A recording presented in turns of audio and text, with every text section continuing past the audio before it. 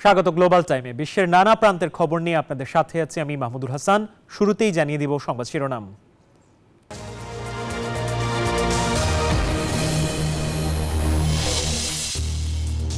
যুক্তরাষ্ট্রে ফের বিমান দুর্ঘটনা। ফিলাডেলফিয়া এয়ার অ্যাম্বুলেন্সের 6 জনের বেঁচে নেই কেউ, প্রেসিডেন্ট ট্রাম্পের শোক।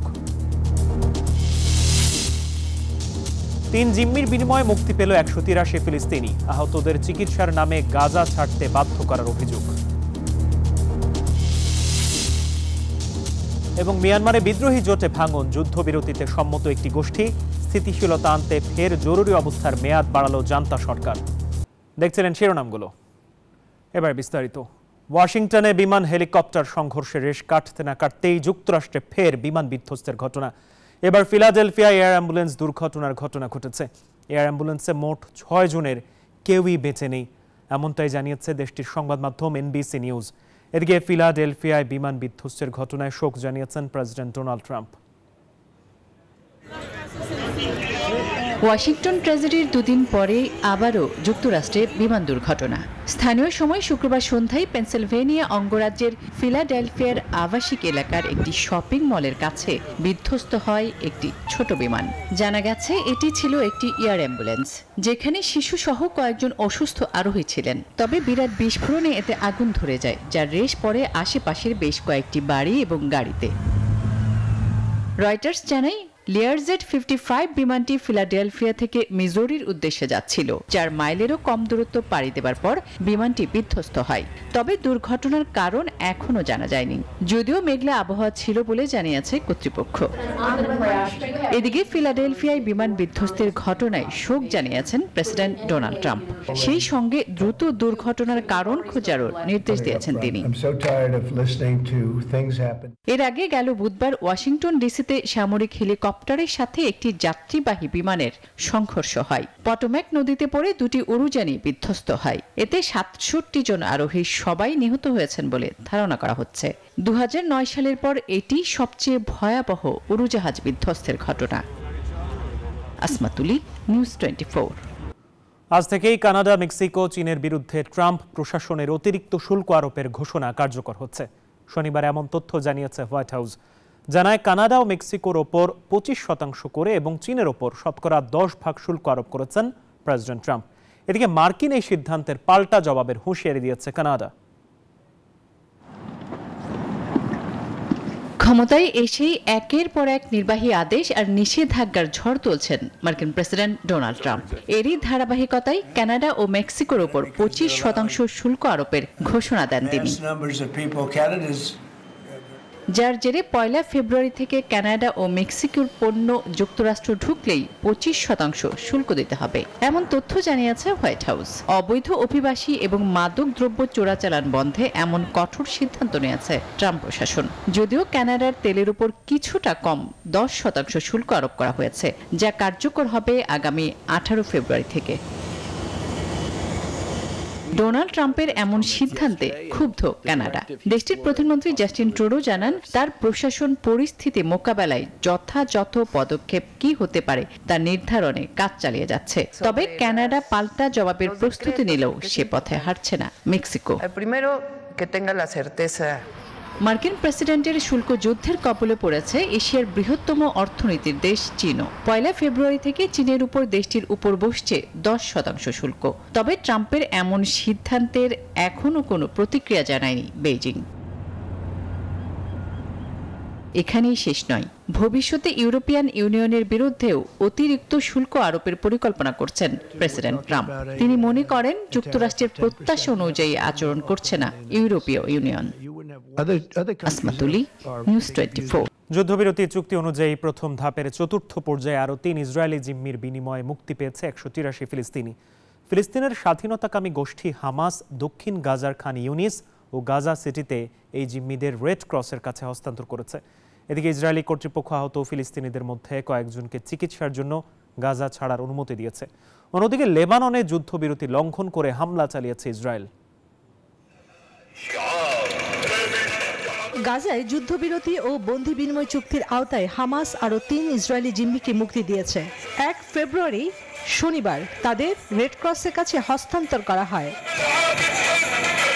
আল জাজিরা জানাচ্ছে 3 জিম্মির বিনিময়ে 183 ফিলিস্তিনি বন্দীকে মুক্তি দেবে ইসরায়েল। তাদের মধ্যে 2 জন ইতিমধ্যে ইসরায়েলে পৌঁছেছেন, আরেকজনের মুক্তির প্রক্রিয়া চলছে। দক্ষিণ গাজা উপত্যকায় খান ইউনিসের ফরাসি ইসরায়েলি নাগরিক ওফের কালদেরন এবং ইসরায়েলি নাগরিক ইয়ারদেন বিবাসকে রেডক্রসের কাছে হস্তান্তর করা হয়। প্রায় 1 ঘন্টা পর গাজা সিটির উত্তরাঞ্চলে আমেরিকান ইসরায়েলি নাগরিক কিথ সিগেলকে হস্তান্তর করা হয়। এই 3 জনই 2023 সালের 7 অক্টোবর হামাসের হামলার সময় জিম্মি হন। প্রেসিডেন্ট ট্রাম্প এবং মধ্যপ্রাচ্য দূত স্টিভ উইটকফকে ধন্যবাদ, যারা আমাদের প্রিয়জনদের মুক্তির চুক্তি সই করতে সাহায্য করেছেন। খান ইউনুস ও গাজা উভয় স্থানে শত শত হামাস যোদ্ধাকে জনগণের নিয়ন্ত্রণ করতে দেখা যায়। গত 19 জানুয়ারি গাজায় যুদ্ধবিরতি চুক্তি কার্যকর হয়। এর আগে 3 দফায় হামাস 10 ইসরায়েলি ও 5 থাই নাগরিককে মুক্তি দিয়েছে। বন্দি বিনিময়ের বাইরে ইসরায়েলের হামলায় আহত ফিলিস্তিনিদের মধ্যে কয়েকজনকে চিকিৎসার জন্য গাজা ছাড়ার অনুমতি দেওয়া হয়েছে। তারা রাফা ক্রসিং পেরিয়ে মিশরে যাবেন। অন্যদিকে যুদ্ধবিরতি চুক্তি লঙ্ঘন করে ইসরায়েল শুক্রবার লেবাননে একের পর এক হামলা চালিয়েছে। একদিনেই 15 বার রকেট ও ড্রোন হামলা হয়েছে। চন্দ্রা, নিউজ 24। মিয়ানমারে জরুরি অবস্থার মেয়াদ আরও 6 মাস বাড়ালো সামরিক সরকার। দেশটিতে অবাধ ও সুষ্ঠু নির্বাচন আয়োজনের আগে শান্তি ও স্থিতিশীলতা আনার অজুহাতে শুক্রবার এই সিদ্ধান্ত নেয় জান্তা সরকার। এদিকে জান্তার সঙ্গে যুদ্ধবিরতিতে সম্মত হয়েছে বিদ্রোহী জোট 3 ব্রাদারহুড অ্যালায়েন্সের একটি অংশ। এতে ক্রমেই বিদ্রোহী জোটে ভাঙন স্পষ্ট হচ্ছে। অবশেষে চীনের কূটনৈতিক তৎপরতায় মিয়ানমারের গৃহযুদ্ধ থামার আভাস মিলেছে। সামরিক সরকারের সঙ্গে একটি যুদ্ধবিরতি চুক্তি করেছে মিয়ানমারের বিদ্রোহী জোট 3 ব্রাদারহুড অ্যালায়েন্সের দ্বিতীয় বৃহত্তম সশস্ত্র গোষ্ঠী Myanmar national Democratic alliance army MNDAA। এমন খবর দিয়েছে দেশটির সংবাদ মাধ্যম দ্য ইরাবতী। যুদ্ধবিরতি চুক্তির শর্তানুসারে গোষ্ঠীটি চলতি বছরের জুনের মধ্যে উত্তর শান রাজ্যের বৃহত্তম শহর লাসিও থেকে তাদের যোদ্ধাদের প্রত্যাহার করে নেবে। MNDAA এর যোদ্ধারা জান্তা বাহিনীর সাথে প্রায় 1 বছরের সংঘাতের পর 2024 আগস্টে শহরটি দখলে নেয়। 2019 সালে 3 বিদ্রোহী গোষ্ঠী ট্যাং ন্যাশনাল লিবারেশন আর্মি এবং আরাকান আর্মি মিলে একটি জোট গঠন করে, যার নাম দেয়া হয় 3 ব্রাদারহুড অ্যালায়েন্স। এই পরিস্থিতির মধ্যে মিয়ানমারের সামরিক অভ্যুত্থানের 4 বছর পূর্তিকে সামনে রেখে জরুরি অবস্থার মেয়াদ আরও 6 মাস বাড়ানো হলো। ক্ষমতাসীন সামরিক জান্তার দাবি, জরুরি অবস্থা প্রত্যাহার এবং নির্বাচন আয়োজনের আগে শান্তি ও স্থিতিশীলতা প্রয়োজন। তবে সমালোচকদের শঙ্কা, জেনারেলদের ক্ষমতায় টিকিয়ে রাখতে অভ্যুত্থানের 4 বছর পর প্রহসনমূলক নির্বাচন আয়োজনের চেষ্টা চলছে। মিয়ানমারের জান্তা 2021 সালের 1 ফেব্রুয়ারিতে দেশটিতে 1 বছরের জন্য জরুরি অবস্থা ঘোষণা করে। এরপর থেকেই দফায় দফায় জরুরি অবস্থার মেয়াদ বাড়ানো হয়। আসমাতুলি, নিউজ 24। ব্রিক্স জোটকে ফের 100% শুল্ক আরোপের হুঁশিয়ারি দিয়েছেন প্রেসিডেন্ট ডোনাল্ড ট্রাম্প। ট্রাম্প তার সামাজিক যোগাযোগ মাধ্যম ট্রুথ সোশ্যালে জানিয়েছেন, যদি ব্রিক্স দেশগুলো ডলারের বিপরীতে অন্য কোনো মুদ্রা ব্যবহারের চেষ্টা করে তবে তাদের রপ্তানিতে 100% শুল্ক আরোপ করা হবে। এর আগে নভেম্বরেও ট্রাম্প ব্রিক্সকে সতর্ক করেছিলেন। বর্তমানে ব্রাজিল, রাশিয়া, ভারত, চীন, দক্ষিণ আফ্রিকার পাশাপাশি ইন্দোনেশিয়া এই জোটের সদস্য।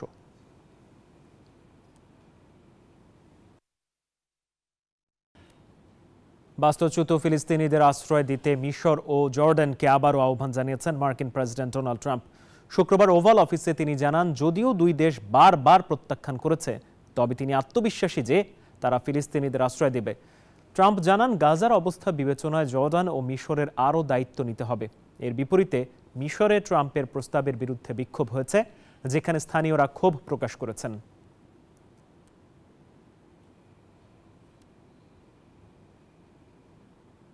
রাশিয়ার ক্ষেপণাস্ত্র হামলায় ইউক্রেনের ওডেসার ঐতিহাসিক কয়েকটি ভবন মারাত্মক ক্ষতিগ্রস্ত হয়েছে। এতে অন্তত 7 জন গুরুতর আহত হয়েছেন।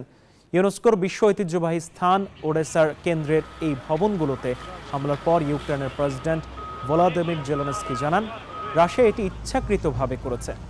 হামলা ইউক্রেনের বিমান প্রতিরক্ষা ব্যবস্থার গুরুত্ব আরও বাড়িয়ে দিয়েছে। জরুরি কর্মীরা দ্রুত ঘটনাস্থলে পৌঁছেছে বলে জানিয়েছেন আঞ্চলিক গভর্নর। এবার মানুষের সঙ্গে একই মঞ্চে নাচল রোবট। শুনতে অবাক লাগলেও ঘটনাটি ঘটেছে চীনের একটি সাংস্কৃতিক অনুষ্ঠানে। চন্দ্রবর্ষ উপলক্ষে আয়োজিত এই অনুষ্ঠানে দেশটির জনপ্রিয় লোকনৃত্যের সঙ্গে তাল মিলিয়ে নেচেছে একদল রোবট, যা দর্শকদের একেবারে অবাক করে দিয়েছিল। বেইজিং এ চীনা নববর্ষের গ্র্যান্ড স্প্রিং ফেস্টিভ্যালের গালার মঞ্চে মানুষ এবং মানবিক রোবটদের একসাথে এক অসাধারণ নৃত্য পরিবেশনাকে কৃত্রিম বুদ্ধিমত্তায় অত্যাধুনিক প্রযুক্তির মাধ্যমে উপস্থাপন করা হয়েছে। এই দৃশ্য দেখে ভারতীয় তারকা রজনীকান্তের রোবট সিনেমার কথা মনে পড়ে যেতে পারে। চন্দ্রবর্ষ উপলক্ষে আয়োজন করা হয়েছে রোবটের নাচ। রোবটগুলো চিত্তাকর্ষণভাবে রুমালি স্পিন পরিবেশন করছিল। জনপ্রিয় লোকনৃত্য ইয়াঙ্গের সাথে তালে তালে মুগ্ধতা ছড়িয়েছে। হাতে গোল পাখা ও রুমাল নিয়ে নৃত্যশিল্পীদের সাথে নাচছে রোবট। আর্টিফিশিয়াল ইন্টেলিজেন্সের সাথে বিশেষভাবে প্রোগ্রাম করা হয়েছে এই রোবটগুলোকে। কম্পিউটারের সাহায্যে আগেই নাচের স্টেপগুলো সেট করা হয় যন্ত্রে, এরপর কমান্ড দেওয়ার মাধ্যমে নিয়ন্ত্রণ করা হয় গতিবিধি। এতে 130টিরও বেশি নাচের ভঙ্গিমা নির্ভুলভাবে প্রদর্শন করেছে তারা। বসন্ত উৎসবে গালার মঞ্চে রোবটদের উপস্থিতি ইতিমধ্যেই দ্বিতীয়বার। সম্পূর্ণ নাচ দেখেছি আমি, সত্যি বলছি চমৎকার। চার পা সহজে মাটিতে স্থিতিশীলতা বজায় রাখতে সাহায্য করে।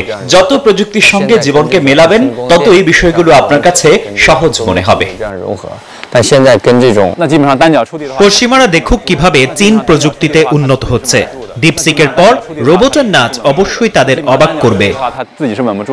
সাংস্কৃতিক ঐতিহ্যের সুরে নতুন প্রযুক্তির মাত্রা যোগ করেছে রোবটদের এই নাচ, যা দর্শকদের একেবারেই অবাক করে দিয়েছিল।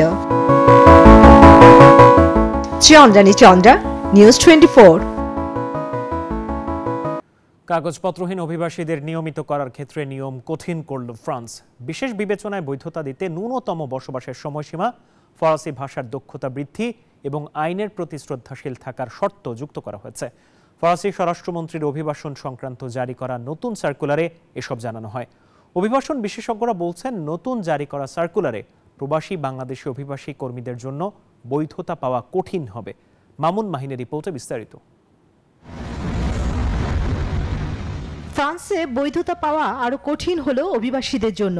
নানা শর্ত জুড়ে দিয়ে নতুন সার্কুলার জারি করেছেন দেশটির স্বরাষ্ট্রমন্ত্রী ব্রুনো বোতাইয়েও। শুক্রবার বিকেলে গণমাধ্যমের সামনে আনুষ্ঠানিকভাবে সেটি ব্যাখ্যা করেন রক্ষণশীল এএলআর দলের এই নেতা। এখন থেকে আবেদনকারীদের ফরাসি ভাষায় দক্ষতার প্রমাণ দিতে হবে।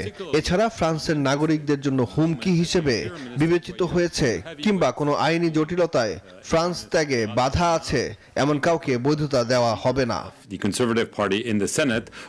2012 সালে ফ্রান্সের তৎকালীন স্বরাষ্ট্রমন্ত্রী ম্যানুয়েল ভালস অনথিভুক্ত অভিবাসী কর্মীদের সহজ পদ্ধতিতে দেশটিতে নিয়মিতকরণের একটি ব্যবস্থা চালু করেন। এর নাম দেন সার্কুলার ভালস। এই পদ্ধতিতে প্রতি বছর দেশটিতে প্রায় 30,000-এরও বেশি অনিয়মিত অভিবাসী নিয়মিত হতে পারতেন।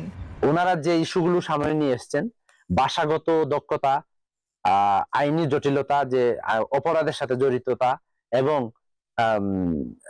ফরাসি সোসাইটির সাথে খাপ খাওয়ানো। এখন যে আইন হয়েছে, এই আইন অনুযায়ী আসলে অনেক চিন্তার কারণ হয়ে দাঁড়িয়েছে। তবে অভিবাসন বিশেষজ্ঞরা বলছেন, নতুন জারি করা সার্কুলারে প্রবাসী বাংলাদেশি অভিবাসী কর্মীদের জন্য বৈধতা পাওয়া কঠিন হয়ে যাবে। রেসিডেন্স কার্ডের আবেদনকারী তাদেরকে এটি বাধ্যতামূলকভাবে দেওয়া হতো, অর্থাৎ যদি প্রিফেকচারে কারো আবেদন রিজেক্ট করেন সেটার বিরুদ্ধে ট্রাইব্যুনাল করা যেত। কিন্তু বর্তমানে 2012 সালের সেই সার্কুলারটি বাতিল করা হয়েছে। এখানের অন্তত মিনিমাম যে একটা রেসপেক্ট থাকা দরকার আইনের প্রতি, এখানের সামাজিক মূল্যবোধের প্রতি, সামাজিক শিষ্টাচারের প্রতি, এই জিনিসগুলো আমরা অবশ্যই রেসপেক্ট করব। দেশটির এমন পদক্ষেপে ফ্রান্সে বসবাসরত বাংলাদেশি অভিবাসীদের জন্য বৈধতা পাওয়া কঠিন হয়ে যাবে বলে মনে করছেন সংশ্লিষ্টরা। চন্দ্রা, নিউজ 24। মালয়েশিয়ায় বাংলাদেশি নারী কর্মী নিয়োগে একটি সংঘবদ্ধ চক্রের প্রতারণা বেড়েছে। কর্মসংস্থানের প্রতিশ্রুতি দিয়ে একটি চক্র নারী কর্মীদের মালয়েশিয়ায় ট্যুরিস্ট বা অন্য ভিসা এনে প্রতারণা করছে। এ ধরনের কর্মকাণ্ডে আর্থিক বা মানসিক ক্ষতির সম্ভাবনা রয়েছে নারী কর্মীদের। দুই দেশের সরকারের মধ্যে সমঝোতা স্মারক স্বাক্ষর না হওয়া পর্যন্ত বাংলাদেশি নারীদের মালয়েশিয়ায় না আসার অনুরোধ জানিয়েছে হাইকমিশন। বাংলাদেশি নারী কর্মী নিয়োগের বিষয়ে মালয়েশিয়ায় বিভিন্ন সেক্টরে একটি সংঘবদ্ধ চক্রের প্রতারণা বেড়েছে। চক্রটি সংশ্লিষ্ট সবাইকে প্রতারিত ও বিভ্রান্ত করার অপচেষ্টায় সক্রিয় রয়েছে। শুক্রবার মালয়েশিয়া বাংলাদেশ হাইকমিশনের অফিসিয়াল ফেসবুক পেজে এক বিজ্ঞপ্তিতে এই তথ্য জানানো হয়। বাংলাদেশ হাইকমিশন জেনেছে একটি সংঘবদ্ধ প্রতারক চক্র বিভিন্নভাবে কর্মসংস্থান নিশ্চিতের প্রতিশ্রুতি দিয়ে নিয়ম বহির্ভূতভাবে মালয়েশিয়ায় এনে প্রতারণা চালাচ্ছে বাংলাদেশি নারী কর্মীদের সাথে। এই ধরনের কর্মকাণ্ডে আর্থিক ও মানসিক ক্ষতির সম্ভাবনা রয়েছে তাদের। হাইকমিশন বলছে, নানা অনিয়ম ও সিন্ডিকেটের অভিযোগে গত বছরের 1 জুন বন্ধ হয়েছে মালয়েশিয়ার শ্রমবাজার। সে সময় সিন্ডিকেট ও দালালদের খপ্পরে পড়ে প্রায় 19,000-এরও বেশি কর্মী দেশটিতে যেতে পারেননি। এরপরও নানা প্রলোভন দেখিয়ে দালাল চক্র পুরুষ কর্মীদের পাশাপাশি নারী কর্মীদের দেশটিতে পাঠাচ্ছেন বলে অভিযোগ পাওয়া গেছে। দুই দেশের সরকারের মধ্যে নারী কর্মীর সমঝোতা স্মারক স্বাক্ষর না হওয়া পর্যন্ত সাধারণ কর্মী হিসেবে বাংলাদেশি নারীদের মালয়েশিয়া না আসার অনুরোধ জানিয়েছে হাইকমিশন। এছাড়া এই ধরনের কর্মকাণ্ডে মালয়েশিয়ায় বাংলাদেশ সম্পর্কে নেতিবাচক মনোভাবের সৃষ্টি হতে পারে। চন্দ্রা, নিউজ 24। এই ছিল গ্লোবাল টাইমে। ধন্যবাদ সবাইকে।